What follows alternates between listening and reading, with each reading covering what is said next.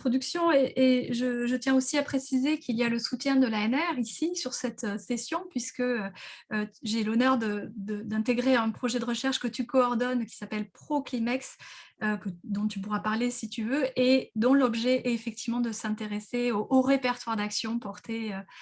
par la société civile et notamment cet argumentaire droits de l'homme qui va m'occuper pour quelques mois, je pense, dans le détail en approfondissant un certain nombre de points. Alors, je voudrais d'abord démarrer, mais ça a été rappelé sur ces contentieux climatiques dans le monde, plus de 1700 contentieux qui ont été recensés, qui sont très hétérogènes. Alors, si on prend simplement des données comptables, en 2015, on était à 5 affaires climatiques strictement fondées sur les droits de l'homme qui avaient été déposées de par le monde. En 2018, je me souviens avoir fait une présentation, on était à une dizaine, onzaine de cas simplement recensés, alors dans la base du Samin Center Law, mais c'était vraiment très anecdotique. Et puis, une explosion des cas, comme vous le voyez sur le schéma, à partir alors soit de l'accord de Paris, soit de l'affaire Urgenda, en tout cas une explosion des cas depuis 2018, 2019 et 2020, avec près de 80 affaires dans le monde, selon les calculs et les données qui ont émergé depuis à peu près 6 mois par un certain nombre de collègues américains qui ont recensé ces cas, et une bonne vingtaine en Europe qui sont en instance ou jugés, majoritairement, quasi exclusivement contre les États et quelques affaires ponctuelles contre les entreprises. Alors, certains collègues aussi anglo-saxons parlent de virage des droits à propos de ces procès climatiques et notamment d'une nouvelle génération de procès dans lequel les droits de l'homme apportent un certain nombre de nouveautés avec ce fameux arrêt Urgenda dont on a beaucoup parlé, l'arrêt qui avait été qualifié par ma collègue Delphine Mison d'arrêt colibri, finalement de procès matrice, qui va impulser une dynamique tout à fait intéressante et qui va aussi permettre, je pense,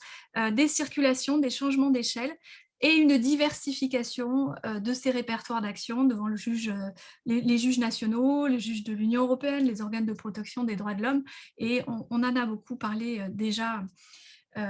depuis le début de cette session. On voit aussi une diversité des argumentaires droits de l'homme avec des formes d'invocation très différentes, des formes très frontales d'invocation des arguments droits de l'homme avec dans les écritures une place centrale qui permet d'asseoir une demande parfois de réparation, d'injonction, et puis des demandes avec des droits de l'homme plus mobilisés de façon plus périphérique, qui sont comme ça apportés, amenés en surplomb pour contester, par exemple, l'ambition d'un objectif climatique ou une trajectoire de réduction, ou pour fonder, forger une construction théorique autour du devoir de vigilance du secteur privé. Et puis, quand je parle de droits humains, droits de l'homme, je fais référence à finalement un ensemble de droits et de libertés qui peuvent être invoqués de façon très différente devant le juge, avec par exemple du droit conventionnel international, des droits de l'homme qui sont évoqués dans une approche de droits de l'homme, de soft law, des droits européens, des droits de l'homme. On l'a beaucoup insisté sur l'article 2 et l'article 8 de la CEDH, mais ce n'est pas uniquement ça qui est mobilisé dans les écritures, c'est aussi pas mal de droits internes avec des droits fondamentaux constitutionnalisés, puis parfois du droit interne plus personnel selon les États. Et ce qu'on constate, c'est évident aujourd'hui, c'est que ces droits de l'homme pénètre certes les contentieux, mais avec une performativité qui est difficile aujourd'hui à établir, qui reste encore très aléatoire et relativement imprévisible, même s'il y a quelques décisions très spectaculaires. Alors, je reviens assez vite parce qu'on en a pas mal parlé déjà. L'argumentaire droits de l'homme souffre a priori d'handicap, puisque cet argumentaire bute sur la dimension individualiste, on l'a dit, alors qu'il faudrait réfléchir à une dimension collective dans un contexte d'urgence climatique. Également, il bute, cet argumentaire, sur la qualification des dommages personnels au caractère certain et localisé, qui sont souvent difficiles à établir lorsqu'on porte des demandes de contentieux climatiques et des demandes de réparation de dommages parfois anticipés. Il y a la question enfin aussi de la temporalité, qui est une temporalité inscrite très clairement dans le répertoire des droits de l'homme et dans les acquis des droits de l'homme, cette temporalité qui est mobilisée sur des constatations passées souvent, autour d'une approche assez rétrospective et finalement assez correctrice des droits de l'homme. Alors qu'on demande aux juges souvent de réfléchir dans une dimension finalement plus prospective et anticipative. Il y a le défi de l'extraterritorialité, on en a parlé tout à l'heure, et le défi de la conciliation entre des droits fondamentaux qui rentrent en tension entre eux. Donc une série de questionnements sur lesquels je reviendrai dans la publication écrite autour des obligations qui sont dégagées, des processus juridico-politiques qui sont à l'œuvre aussi dans ces demandes très, très fortement ancrées dans la société civile. Et puis, sur le plan juridique, finalement, la performativité, est-ce qu'ils sont vraiment efficaces? Est-ce qu'il n'y a pas des effets revers? Et est-ce qu'ils sont toujours portés de façon cruciale, importante, au bon moment? Ce n'est pas toujours évident. Sur le plan de la méthodologie, une étude comparée reste très difficile et c'est simplement finalement assez exploratoire et loin d'être terminée. En tout cas, l'écriture de l'article sera donc avancera simplement des pistes très modestes de ce point de vue-là, avec évidemment des biais méthodologiques qui sont très difficiles à dépasser parce qu'une analyse comparée de contentieux dans des pays de cultures juridiques très différentes, c'est toujours délicat à mener, c'est difficile de systématiser des résultats et parfois on n'a pas le détail de certaines requêtes. Et ce qui est intéressant, et souvent plus intéressant finalement, c'est de lire comment ces argumentaires droits de l'homme sont écrits dans les requêtes, dans les écritures des avocats, et ensuite comment elles sont arbitrées, sélectionnées par le juge. Et enfin, il y a la question de la barrière de la langue, qui reste quand même une difficulté importante. Alors, dans cet article, je m'intéresse à une vingtaine de contentieux. Je ne les ai pas tous lus dans le détail avec autant de profondeur, évidemment, que certains que l'on a évoqués ici, mais ce qui est très net, c'est qu'on peut déjà, en mon sens, alors je ne sais pas dans quelle tendance je me situerai, si c'est plutôt de la tendance de Benoît Maillard ou de Olivier de Schutter, j'ai l'impression qu'il y a trois tendances qui sont en train d'émerger. D'abord, il me semble, et ça a été déjà dit en creux, qu'il y a une sorte d'hybridation des régimes de droit qui s'opère dans ces contentieux climatiques. L'émergence aussi de construction d'obligations jurisprudentielles à destination des États et des entreprises sur la base des droits de l'homme, où les droits de l'homme viennent conforter ces obligations de façon assez intéressante. Et enfin, il me semble qu'on amorce une mutation des droits de l'homme pour anticiper des atteintes futures en contexte d'urgence climatique. Alors, sur l'hybridation des régimes de droit,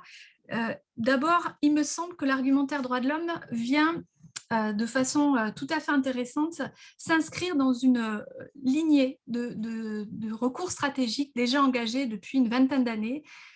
ces fameux strategic human rights litigation, qui ont été portés par les droits de l'homme, par les défenseurs des droits civils, avec derrière une idée très claire pour faire avancer un certain nombre d'aspects et de causes. Ces contentieux stratégiques émergent particulièrement en matière environnementale au Royaume-Uni, aux Pays-Bas, notamment sur des questions de pollution atmosphérique ou de grave pollution dans les pays tiers aux Pays-Bas, avec là une expérience qui est du coup réutilisée dans le contentieux climatique. Et ce contentieux climatique devient une sorte d'arme aussi pour ces activistes, d'une certaine façon, pour afficher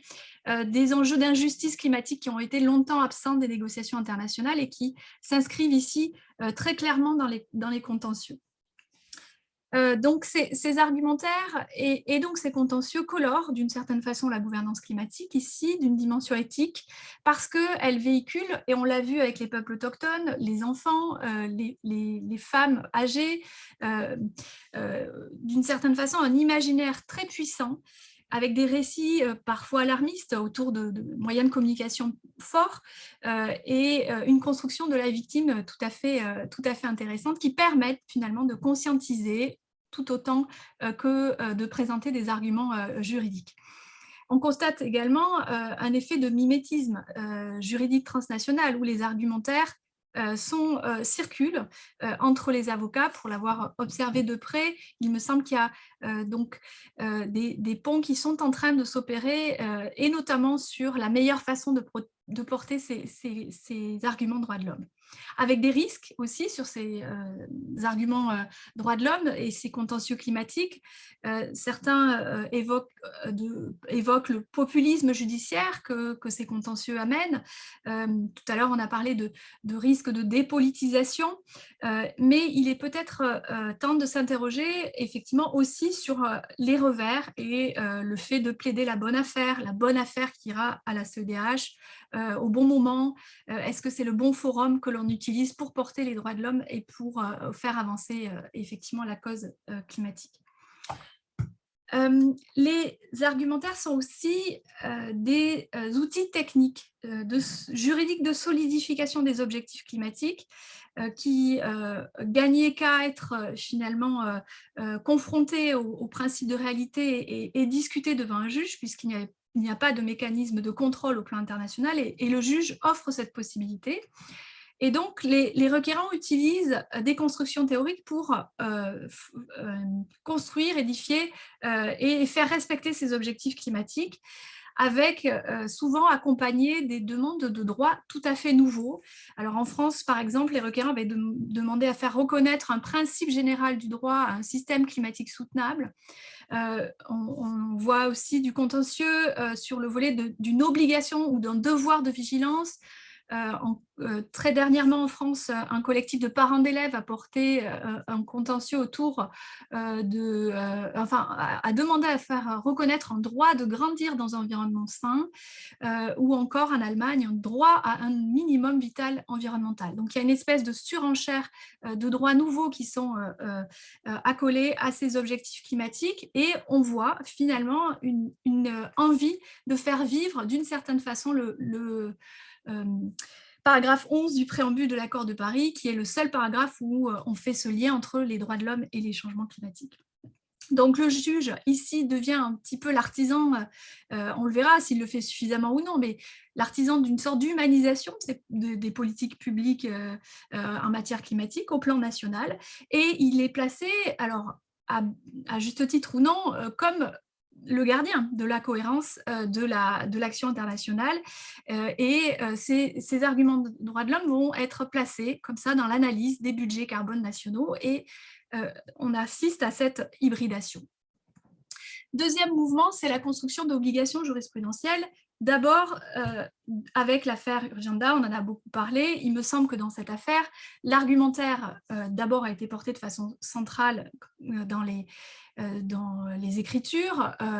et qu'effectivement, il y a eu deux temps, d'abord pas tellement reçus et ensuite bien reçus et ouvertement reçus pleinement et centralement. Les droits de l'homme ont été effectivement là pour dessiner une obligation de vigilance climatique avec une obligation finalement de moyens. Et cette affaire a inspiré d'autres affaires avec une construction chaque fois singulière dans les États qui ont porté les droits de l'homme, comme en France par exemple, ou en Belgique également. Et il y a également la décision de la Cour allemande qui prolonge à mon sens cette construction et une série de nouveaux contentieux de juin 2021 qui va certainement encore apporter un certain nombre de choses sur le plan contentieux. Il y a l'affaire belge dont on a parlé tout à l'heure. Alors il me semble là aussi que si les droits de l'homme ne sont pas tout à fait centrales, comme ça a été dit, ils ne sont pas non plus totalement à côté et si infimes que ça dans le raisonnement du juge. En tout cas, dans la requête, ils sont importants. C'est très documenté sur le volet de la santé environnementale également, ce qui est très intéressant. Mais le juge, du coup, effectivement, va coller les questions de responsabilité extracontractuelle, les délictuelles, extracontractuelles, et les questions de raisonnement autour des droits de l'homme, avec une place quand même significative du raisonnement. Il aurait pu s'en passer, comme l'a fait le juge français, mais il fait cet effort où on voit finalement les droits de l'homme conforter l'obligation et asseoir la carence à mon sens. Par contre, il ne va pas très loin sur les apports relatifs à la Convention internationale sur les droits de l'enfant, qui avait été pourtant soulevée par les requérants. Et donc, on peut conclure ici un argumentaire droits de l'homme qui est complémentaire, qui arrive en soutien, mais qui joue toutefois un rôle important. Dans l'affaire Grandstainte et l'affaire du siècle, l'argumentaire est clairement écarté par les deux rapporteurs publics qui estiment qu'on n'a pas besoin finalement des droits de l'homme dans cette affaire, qu'on peut s'autosuffire d'un raisonnement sur le caractère contraignant des objectifs climatiques qui découle du Code de l'énergie, interprété au regard de l'accord de Paris. Et donc, le détour, le pas de côté qui aurait pu être fait ne se fait pas dans l'affaire du siècle et dans l'affaire Grandstainte. Il y a également une formalisation, à mon sens, inédite d'une duty of care en matière climatique dans l'affaire Shell, qui repose certes sur l'acquis interne et le standard de protection du droit néerlandais, mais qui est fondée également par ce pas de côté encore, ce détour en direction des droits de l'homme. Il me semble que le juge, là aussi, fait cet effort assez pédagogique d'explication, en revenant sur un certain nombre de droits qui avaient été mobilisés dans les requêtes et qui sont cités dans le raisonnement du juge, qui est quand même assez long. Donc, il y a également des moyens complémentaires de soft law qui sont mobilisés. Par exemple, le travail du Comité des droits de l'homme qui sert d'appui à une démonstration assez intéressante. Donc, il y a une invocation assez dynamique de ces droits de l'homme pour bâtir ces normes de vigilance climatique qui pèsent là en direction d'une multinationale. Et le juge va même préciser aussi que le respect des droits de l'homme ne doit pas être réalisé de façon abstraite, mettant à la charge d'une entreprise une responsabilité passive, selon ces termes, mais au contraire, il va exiger une action positive, proactive de la part de la multinationale, et c'est à ce titre qu'il va enjoindre une trajectoire de réduction. Donc on a une sorte de typologie qui émerge, qui est sans doute très mouvante et qui évoluera dans les prochaines années. Des jugements hybrides dans lesquels les arguments de droits de l'homme sont confrontés aux objectifs climatiques et retenus par les juges, des jugements plus totalement silencieux, comme dans l'affaire du siècle ou la commune de Grande-Sainte, et puis des jugements entre deux, où le juge s'exprime sur les droits de l'homme, parce que les parties construisent leur argumentaire essentiellement autour de ces questions, mais ces droits de l'homme vont être écartés pour des raisons diverses et variées de procédure, sans pour autant fermer totalement la porte aux droits de l'homme dans les contentieux qui vont suivre. Et enfin, donc dernière tendance, il me semble que c'est effectivement cet arrêt, ce bel arrêt de la Cour constitutionnelle allemande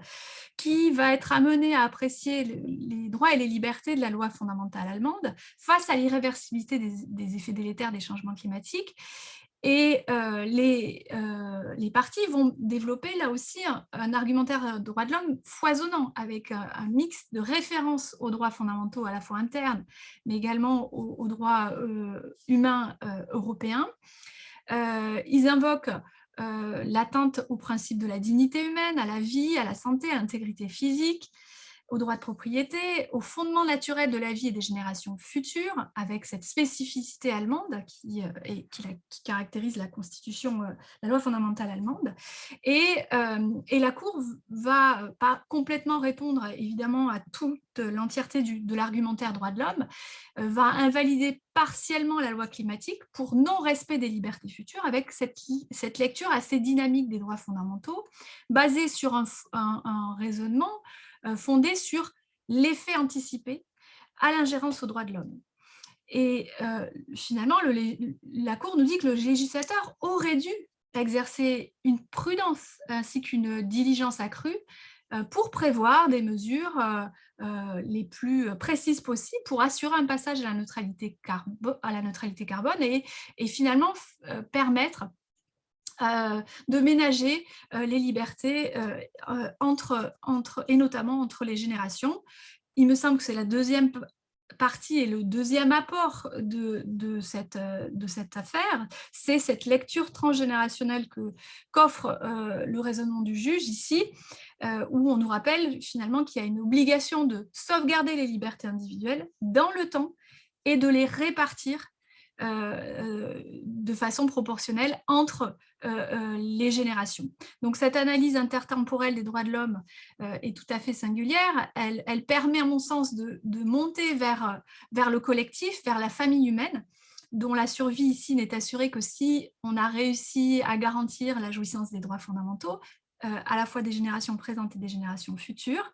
Et ça renvoie à l'idée défendue par Mireille Delmas-Marty de droit commun, dans lequel les droits de l'homme doivent finalement être pensés, se défendre dans la durée pour offrir une protection de l'humanité. Donc il y a une amorce de construction ici intéressante autour de la catégorie des générations futures. Ce raisonnement est en train d'être aussi discuté ailleurs, puisqu'on le retrouve certes en Europe dans cette affaire, mais aussi ailleurs, à l'égard notamment de certaines entreprises. Alors, en conclusion, on peut dire que la mobilisation, certes, est récente, elle est aujourd'hui quasi systématique, cette mobilisation des droits de l'homme en Europe. Elle renouvelle la dynamique contentieuse, indéniablement. Elle apporte un certain nombre de questionnements. Alors, la réception est ensuite assez inégale, largement imprévisible, je le disais tout à l'heure, mais elle est quand même tout à fait puissante parce qu'elle fait circuler les idées, les concepts, sans doute beaucoup de devoir-être, comme ça a été dit tout à l'heure, mais également des techniques contentieuses. Et à travers ces circulations, il me semble que les argumentaires aussi progressent et mutent, et peut-être que dans 2 ans, si nous tenons le même colloque, nous ne serons pas sur les mêmes discussions parce que ces argumentaires auront évolué. Donc ces constructions théoriques dans les écritures sont très clairement dopées par ces actions stratégiques qui sont portées par une société civile qui mutualise ses efforts et qui est toujours de plus en plus innovante finalement pour saisir les prétoires, avec peut-être aussi des revers, peut-être devant la Cour européenne des droits de l'homme, peut-être aussi devant le Comité des droits de l'homme, puisqu'il y a encore une affaire pendante. Ça laisse en tout cas une place au juge très importante, peut-être sans doute aussi trop importante. Ces actions font de lui le grand interprète de la relecture des droits de l'homme. D'une certaine façon, il décide, parfois on se demande comment,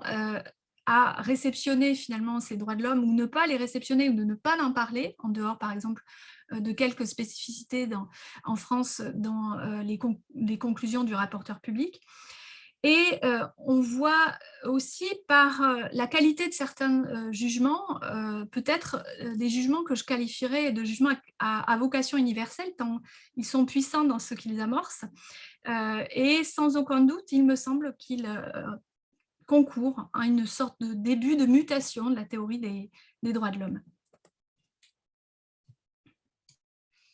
Merci beaucoup, Christelle.